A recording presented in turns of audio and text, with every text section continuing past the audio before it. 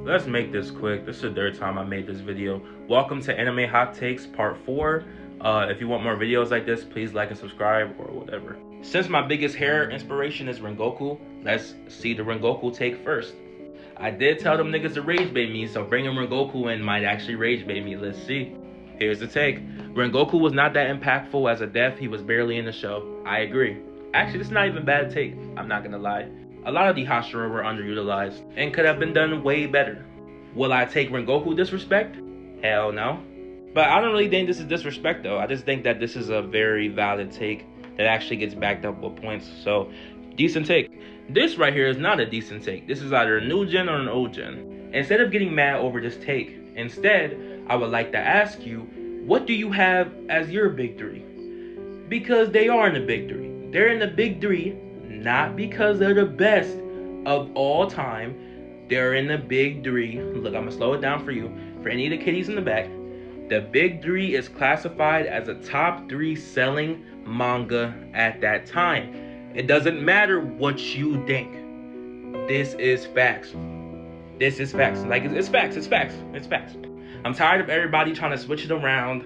Like, oh, no, this doesn't deserve to be in the big three. Well, these are proven by stats, man. Like, these are proven by stats.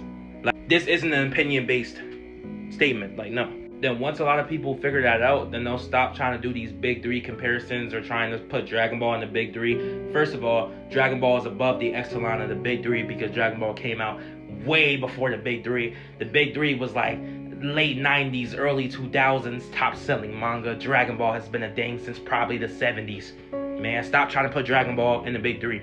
I know he didn't say that in this hot take specifically, but I just hate people that do that. Like, ooh, that's one of my biggest pet peeves, I'm not gonna lie. I'll give you time to read this.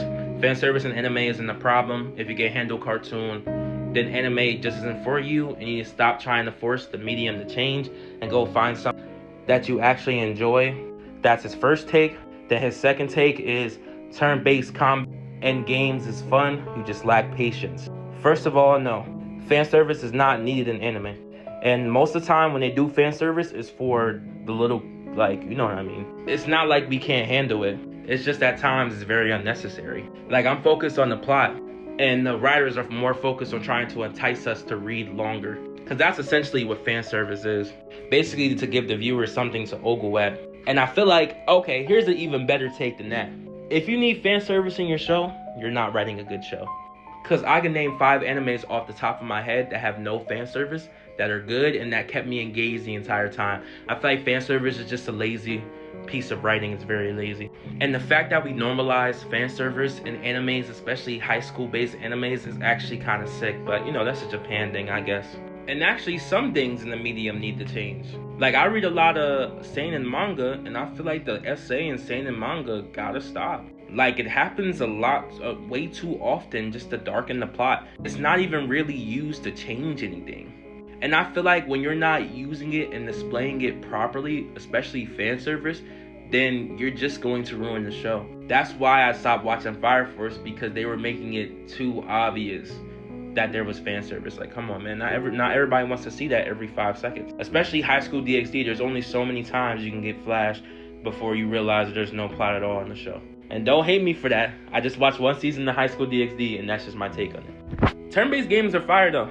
Especially RPGs, love it. And I do feel like you niggas just don't have no patience, bro. Y'all don't. Y'all so used to PvP. Y'all gotta get, like, come on, man. Y'all gotta lower y'all attention. Y'all gotta increase y'all attention span. Duh. Who legitimately thinks that SAO is a 10 out of 10? If you think SAO is a 10 out of 10, you're probably like 15 or 14 years old. Not gonna cap. SAO didn't get good until like season 3. You might as well not even bother with that. You might as well just watch the remake movies that just came out. I'm not gonna lie. JJK could have been one of the best animes of all time if the ending wasn't so bad and rushed. I feel like JJK has kind of been on a steady decline ever since the one arc. I definitely don't agree with this take, because I feel like it wasn't the ending that was bad. It was the execution of the ending that could have been better. But I think overall it was a pretty decent ending. Definitely no reason for a sequel though. I hate the Naruto Boruto effect. not every anime needs a sequel. Like, come on, gay. Make something new. If Fujimoto can do it, you can do it, bro. This is why I don't like going on YouTube. You niggas like to troll. Are we still doing Boku no Pico jokes in 2025? Like, come on, bro. Like, come on. Do not watch this, bro. This is not my hero. FMA 03 is just as good as Brotherhood, and 03 had a better villain than Brotherhood. That last part, no, sweetheart. The last part, no. 03 does not have better villains than Brotherhood. 03 is just as good as Brotherhood, but there's definitely a part where Brotherhood is reaches way above that show. It gets way better. I would just say the beginning of Brotherhood is bad, but the everything into the middle and the end is really good. No, it's mid. I'll say everything from the beginning of Brotherhood is mid, but then everything towards like the middle and end were amazing and beautiful, and it has a way better ending than FMA 03. FMA 03 just has better animation, but people aren't ready for that take. People are so quick to just glaze it because it's older, bro. I get that FMA 03 has better animation and takes a lot of scenes way more serious, but come on now, bro. Brotherhood has way better highs than FMA 03. And that's my personal opinion. And mind you, these are my favorite animes of all time. FMA is in my top 5. Here's my hot take. If this actually got a season 2 or season 3, this would be a lot better than most of the new gens that we mentioned now.